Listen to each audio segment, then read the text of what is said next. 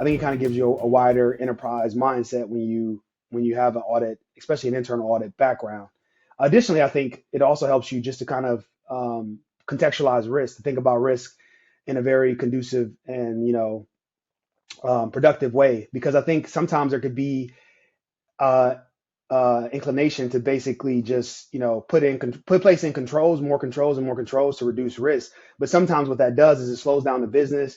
It may actually increase risk because if people have to do may increase operational risk, right? Because if you have five different controls and you need to get a payment out in a certain amount of time, those five different controls may slow down that progress. So there's not just every control is as reduces risk. It actually can increase risk, just operational risk, where you might reduce the risk of never sending out a payment to the wrong address. You might end up maybe increasing the risk of not sending out payments on time. So it is a balance, right? Because we want to avoid operational risk just as much as we want to avoid any kind of financial misstatement risk. So I think kind of having that balance and saying asking the tough questions like, is the controls necessary? Because since my time in treasury, we've definitely took a look at our control structure, and we've actually reduced some of the controls, like around certain processes that were kind of redundant, or it was, it could have been more slimmed down and been more efficient. So we reduced some of those controls to make them still effective, but yet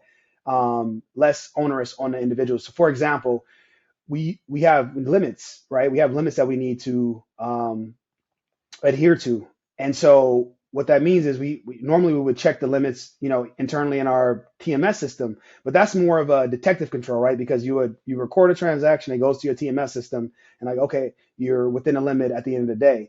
But wouldn't it be better if you basically, before you did the transaction, you check the limit? So we basically work with the platform to more automate the limits and say, all right, if you put this trade in, you're going to be above the limit, so it automatically blocks the trade. So you basically switch from a detective control to preventative control. And I much prefer preventative controls because I'd rather not trade the wrong trade than find out I traded the wrong trade and fix it quickly, because the market moves and time is precious. So it's better to prevent it from happening in the first place. So things like that, right? Where it's better to have a preventative control than a detective control. So it's kind of shifting focus and making controls work better for you. So that's kind of like where I think that mindset comes in handy, and where the audit background can help in treasury.